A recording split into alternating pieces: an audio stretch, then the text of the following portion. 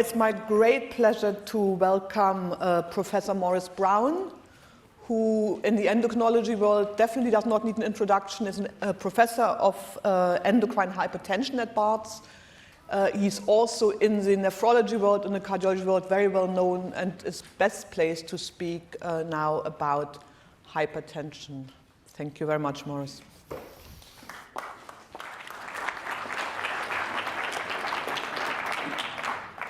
Well, thank you very much, Stephanie. Thanks so much to Derek and John for giving me this chance again to talk to a live audience.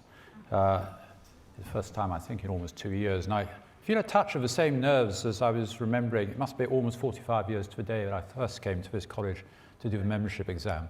So hopefully the outcome will be as good. Now, the title I've been asked to speak to, you will have noticed that I am the outlier among the speakers, not being a diabetologist or metabolic physician. And I don't really have a straight answer to the question that the title poses. And what I've decided to do is to look back at some of the cause and effect questions which were beginning to rise at the start of my career, which rather serendipitously, extraordinarily, have had some answers just within the last 12 months or so. So my conflict of interest slide is to say that I will be heavily weighted towards hypertension rather than diabetes.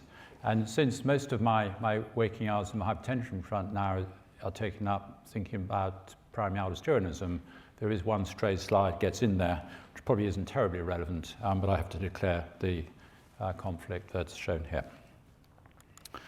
So around 1990, or in 1990 indeed, the first of the meta-analyses was published looking at all the available data relating firstly the epidemiological data measuring blood pressure at the outset and then following what happened to large numbers of subjects, and then a week later in the Lancet again looking at the effects of treating hypertension. And the message from the epidemiological data was that if you plot the risk of stroke or coronary heart disease against blood pressure, unlike previous perception that there was an increment and the hypertension kicks in at around systolic of 140, the relationship is actually a straight line. And that the absolute risk depicted by the size of the squares is greater for coronary heart disease, at least in the Western population, but the relative risk depicted by the slope of the line is greater for stroke. And indeed, once your blood pressure rises above about 160, 170, even your absolute risk of stroke overtakes that of coronary heart disease. But the next week, as I said, the data was published for the clinical trials, and this showed, and I'm just going to concentrate on the data for stroke and coronary heart disease, but whereas comparing treatment T, control C, the benefit of treatment was almost exactly as you would predict from the observational studies, about a 40% reduction from 6 millimeter reduction in blood pressure. For coronary heart disease, there appears to be a large shortfall, only 14%, well, I think it was 14% mean indeed, reduction of events compared to the predicted of around 20 to 25%. And this gave rise to sort of something between conspiracy theories and lots of speculation and lots of new trials trying to work out why treating hypertension appeared not to be preventing coronary heart disease. As you all know, and I'll show you very shortly, the answer largely came down to numbers. So because of the slope of the line relating events to risk, many more patients are needed in the meta-analysis to demonstrate benefit. So if I roll on the clock to beginning of the 2000s, we're now looking on the right at the results of what became called the blood pressure treatment lowering collaboration, got that wrong, blood pressure treatment lowering collaboration, something like that, BLTTCC. And this has been a very productive group. But this first paper, to my mind, is still almost unique among meta-analyses because all of us involved in the long-term clinical trials got together in advance of knowing any of the results and decided what the primary questions would be. So there was no suspicion of cutting the cake post hoc.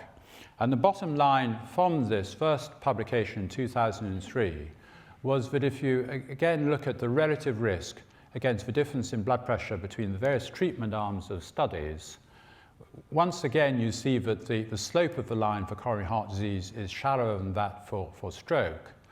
But in the case of the various comparisons, and I put them on the left here, calcium blocker versus placebo, ACE inhibitor versus placebo, these were largely highly significant reductions in event rate, not just for stroke, but for coronary heart disease. Whereas when you turn to the right-hand side of the trials, which is looking at active comparisons in pinky red here, there was really no significant difference between what in those days we were calling the newer drugs like calcium blockers and ACE inhibitors versus the older drugs, beta blockers and diuretics. But unlike that, what I've just said for coronary heart disease, there was one exception, and this will become relevant when I come back to looking at the SGLT2 data later in the talk.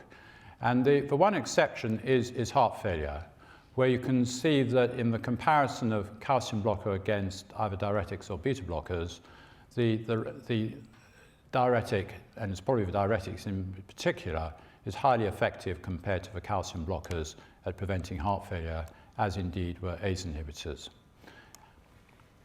So compared to that, not negative data, but data showing no main difference between the drug classes, I want to leave the outcome trials, I'll come back to them later, and look at an outcome which does clearly seem to favour some classes over others. And this is the development of what became called new onset diabetes in patients receiving diuretics. And this slide, which you realise is very old, it comes from a Lancet paper in 1976, I quite like because most of these authors were my bosses when I first started doing research in the 1970s. And what they found on observation in the clinic is that even in a very small number, so nothing like the tens of thousands we just looked at, there was a clear increase in the 2-hour glucose on a glucose tolerance test in the patients who were on diuretics. Now, in retrospect, it does seem extraordinary that such a small number of people made this observation possible. And in thinking about this, preparing this talk, I suspect the answer is that they didn't observe anything after 1 year, whereas, as you'll see shortly, actually, if you have enough subjects, you can easily see impairment of glucose tolerance even after a few months. And it was only with a big enough effect after many years that in this small number, the deterioration of glucose tolerance became apparent. So this was 1976, and again, if I roll on the clock to 2006, when many outcome trials have been published, and here are the various acronyms, and all of them who were looking at a calcium blocker versus one or both of the older types of antihypertensive, found substantial deterioration in glucose tolerance in the diuretic or beta blocker arm, or improvement, if you like, in the calcium blocker arm. And indeed, that's the question. Was it that one of the types of drug was making glucose tolerance worse? Or was it that anything which lowered blood pressure is actually beneficial, but some drugs are more beneficial than others? So among these various comparisons, I just want to pick out the Orhat study, which published in 2003 was much the largest of the outcome studies, around 15,000 patients, and had not just one but two comparators with the older drug. And it was clear that compared to the incidence of diabetes in the diuretic group, the calcium blocker was better, but the ACE inhibitor was better still. On the other hand, if we look at comparative drugs, one trial stands out, the LIFE study, which compared losartan, not now with a diuretic, but with a beta blocker, with this very substantial, about 30% difference in onset of new diabetes. And as with many of the outcomes in the LIFE study, at the time it was never quite clear whether this represented a very large benefit from the angiotensin blocker or a very large downside of using beta blockade. But it was the LIFE study which, partly because of this result and partly the overall primary outcome, led to the demise of beta blockade in the UK at least as a first choice antihypertensive. Now, I was chief investigator of one of these trials, the INSIGHT trial, and that gave me a chance to look at both whether there might be individual patients in whom we could predict risk of diabetes, and whether there were permutations of drugs, particularly combinations, that might be particularly good or bad. And on this slide, which is just over 6,000 subjects of data, the y-axis is the change in glucose at annual measurements, and the x-axis is just the two primary groups we were comparing, but color-coded is the add-on drug. And roughly 30% of patients in INSIGHT had an add-on drug. And if you look at the color coding here, it's apparent that it was very rare for a patient in whom physicians chose the ACE inhibitor as add-on drug to have a rise in glucose, but quite common for the green subjects, in other words, those receiving both diuretic and beta blockade. Regarding there is the impression that there's a number of patients who come out of the pack, as it were, with quite large changes in glucose over the course of a trial. And it remains frustrating that even 20 years on, attempts to identify a genetic basis for this are still frustrated, and I will show a reason for this in a few slides' time. But I just want to stay at the moment with the question of differences among the drug classes. And as I said at the start, just within the last few weeks, we've got a good answer to this from a recent publication from the blood pressure treatment lowering trialist collaboration. And this is using individual data now, not from 6,000 subjects I had in INSIGHT, but almost 150,000 subjects. And their conclusions I've broken down into two groups. One is really the most important of all, that hypertension itself, or increased blood pressure, is a risk factor for developing diabetes, and that even a small reduction in blood pressure substantially reduces risk. So I'd say that conclusion trumps everything else. But in the second group, my red square seems to have slipped a bit, it looked at the various comparisons, and as was seen many years earlier, the ACE inhibitor is protective, relative risk of 0.84, but the beta blockers and diuretics adverse compared to placebo, with the beta blocker risk being almost twice that of the diuretics. Whereas calcium blockers, which earlier on you saw were regarded as beneficial, actually are neutral. Their main benefit comes just from lowering blood pressure. So this same conclusion is shown graphically in the paper as a forest plot, with the ACE inhibitors and ARBs lying to the left of the zero difference in risk, calcium blockers largely neutral, and you can see that the beta blockers do stand out as having a particularly adverse effect on glucose tolerance. Now one of the interests in this very recent paper is that, as well as meta-analyzing a vast number of individual patient data from trials, they have used Mendelian randomization to compare what they find. And this is the overall data comparing all the subjects who developed diabetes in the trials, almost 10,000 out of 135.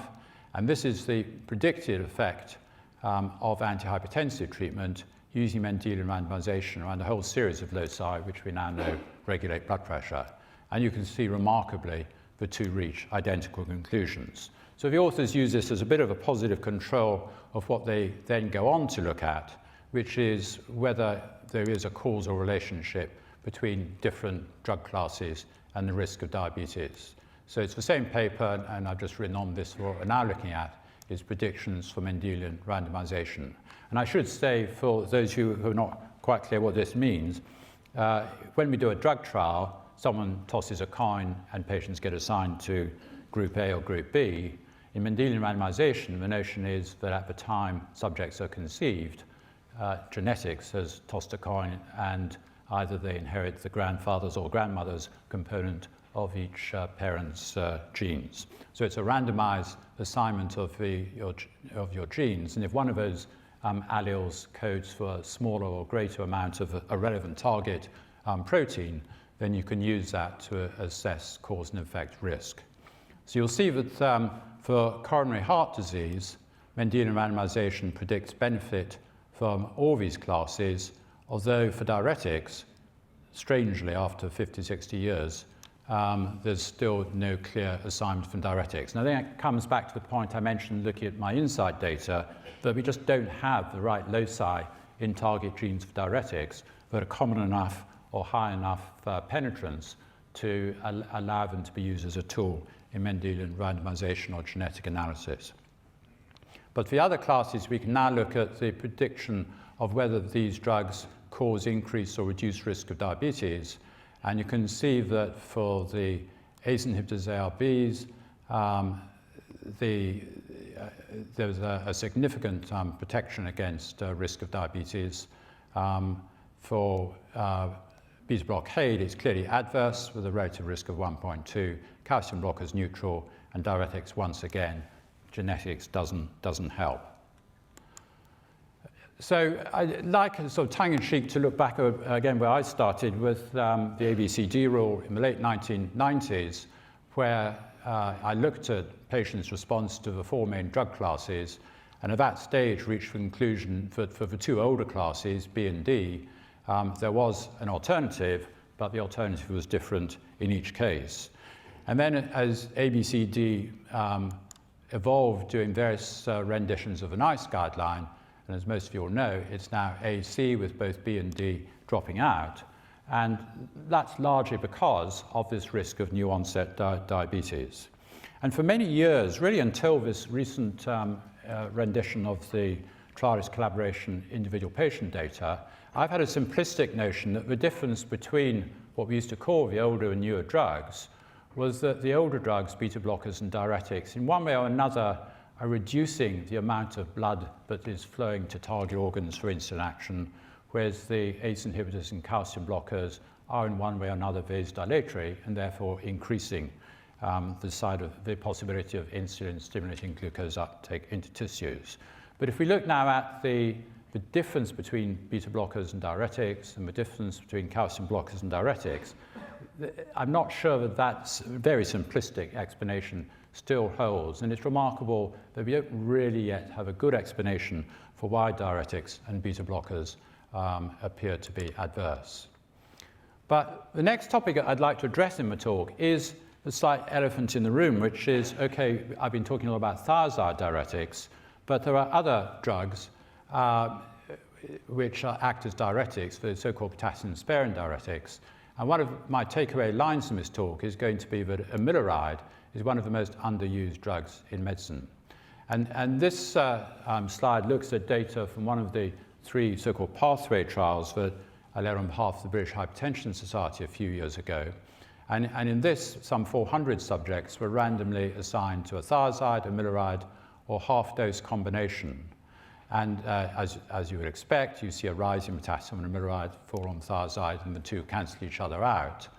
And probably you wouldn't have predicted that Amiloride, if you give enough of it, 20 milligrams, is just as effective as high-dose hydrochlorothiazide at lowering blood pressure. And if you combine a half dose of each, it's almost 4 millimeters more effective.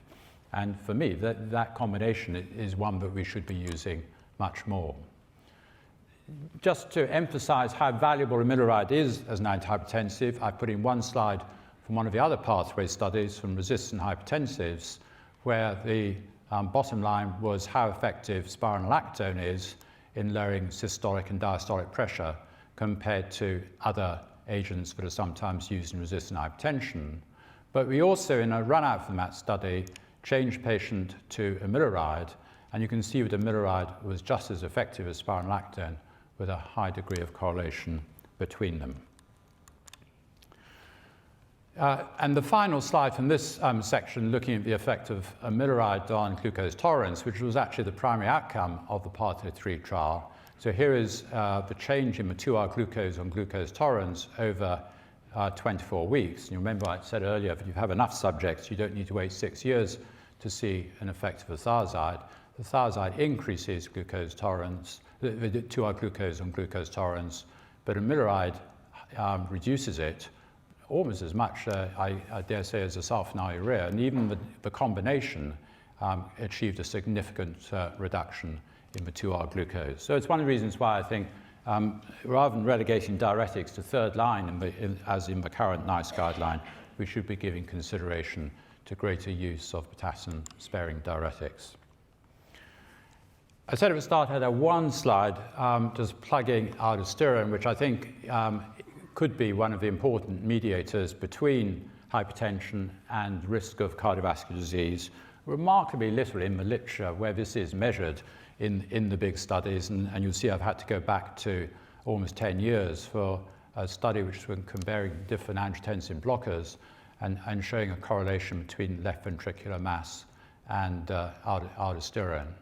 Very recently, in a study we've just finished, primarily to compare different ways of lateralizing adrenal producing. Am I Mike? Oh, gone.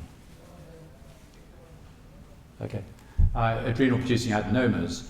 When we did a plot of the change in brain natriuretic peptide as a measure of left ventricular mass against the change in aldosterone, the subjects in blue, those who had their adrenal removed, had a substantial, almost 80% reduction in aldosterone, and that correlated with a large reduction, almost 50%, in their brain natriuretic peptide, whereas those medically treated had much less benefit. So we do think that one of the reasons why primary aldosteronism is worth looking for and treating is protection of the heart. So I come now to what you might call the business end of the talk, which is looking at the question whether glucose reduction does prevent against cardiovascular disease, and if not, why not? And I suspect the next 2 or 3 slides will be very familiar to you, but they're worth looking back at some 12 years after their publication. One is the intensive versus standard therapy in the ACCORD study. So here's the glycated hemoglobin comparing the 2 groups with no difference in the primary outcome of major cardiovascular events. The other, published in the same year, was the ADVANCE study. Here again is the difference in HbA1c, and this time, just to have a positive result, I've put on the microvascular events, so that clearly treatment, no surprise to anyone here, is beneficial in microvascular protection, but a complete negative again on macrovascular. And whereas ACCORD came in for some criticism that maybe it was underpowered, the ADVANCE study, you can see, adds up to some 11,000 subjects, so that seemed implausible. The other arm of the ACCORD study was the blood pressure arm, and here's the blood pressure over the years between the standard and intensive arms. And yet again in ACCORD, the substantial reduction in blood pressure did not translate into any difference in major cardiovascular events. Now in this case, the criticism has been that the study may have been underpowered, and favouring that is that when, about 7 years later, the NIH study of standard versus intensive blood pressure treatment was published in non-diabetics, this large increase in blood pressure did translate into a very big difference in cardiovascular events. And most of you will be familiar with this, but just to bring you up to date, this is the data that was published just a few weeks ago as the final paper, as it calls itself, from the SPRINT trial.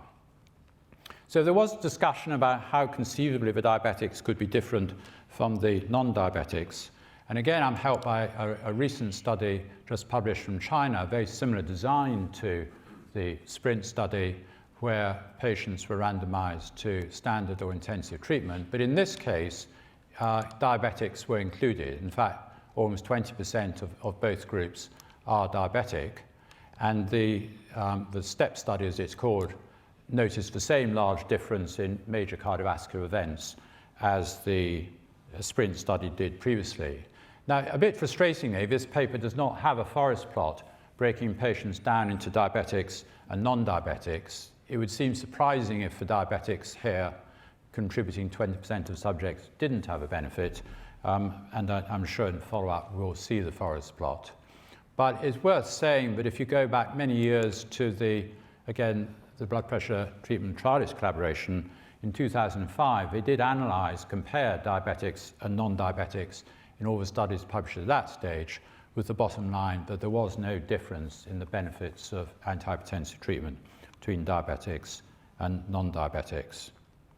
And finally, on this slide, again, a recent publication from the collaboration now pulling all trials of antihypertensive treatment and plotting the risk of cardiovascular events against difference in blood pressure, their conclusion is not only that there are no trials which really lie outside of the confidence intervals, but Accord and Sprint are not different from each other. And furthermore, because there's no threshold level of starting pressure at which this benefit is observed, the authors went on to conclude that we should do away with the term hypertension, and that the question of whether people receive antihypertensive treatment, as you can read here, for those at risk of cardiovascular disease, blood pressure lowering should be as much a cornerstone of risk reduction as lipid lowering. We scarcely talk about hyperlipidemia patients anymore. We use statins if we think the patient in front of us would benefit. So it'll be interesting to see if that changes. But in relation to my title, it could be that one of the reasons it's been so hard to unravel the causal connection between hypertension, diabetes, and cardiovascular target organ damage is that we shouldn't just be looking at those above a certain level of blood pressure. The risk is a continuum from even apparently normal levels of pressure. So to finish, as promised, I want to come back to the question of whether the benefit that we're now seeing, and you heard very strikingly earlier on today from the SGLT2 inhibitors, is telling us that after all, treatment of diabetes can protect against cardiovascular damage. And this is where my second slide, my conflict of interest slide, has to kick in, because in the hypertension community, we look at this slide from the first empagliflozin study, where there is a small but highly significant difference in blood pressure between the active and treatment arms. Now, this difference of 4 millimeters is clearly very different from the 15 or 20 that I was showing you a moment ago in trials like Sprint. And you'd be tempted to say, well, that can't possibly account for the impressive results. But I remind you, firstly, that the one outcome which did differ between diuretics and other drugs was heart failure, which seems to be the main area of benefit from the SGLT2 inhibitors.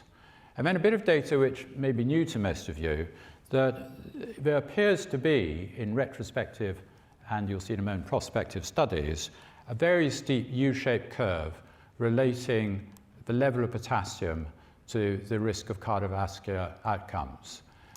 In this first Danish study from about 60,000 patients on a registry, you were mainly probably looking at sudden death, and there's a very narrow sweet spot of potassium where the risk is lower than for the outliers. And then in a much larger study, which Harry Hemingway at UCL has given me permission to present, I think it's still unpublished data, looking at heart failure as a risk compared to basal levels of potassium in the Caliber study. So we're here looking at over 1 million subjects, and although the U is maybe a bit less steep, you can still see this sweet spot between 3.5 and 5 millimoles per litre. So the question is the SGLT2 inhibitor actually the ideal diuretic which causes neither an increase or reduction in potassium and hence able to achieve a benefit at a much lower difference in pressure than required for other diuretics? So in summary, I picked out a few points that I hope I've addressed. One is that you actually need huge studies or meta-analyses to unravel causal links. And that's just for simple things like blood pressure, coronary artery disease. That the causal link is clear when multiple drugs with different mechanisms of action have similar benefits, and especially when it's backed up by Mendelian randomisation. But the problem is much tougher in diabetes, probably not least because I'm more ignorant about much of the literature. And then towards the end of the talk, I made the point that hypertension itself is a risk factor for diabetes and that maybe we should be doing away with the term hypertension and just looking at blood pressure itself. And I'd like to think that from tomorrow morning, you'll all be prescribing Amiloride to your patients. Thank you.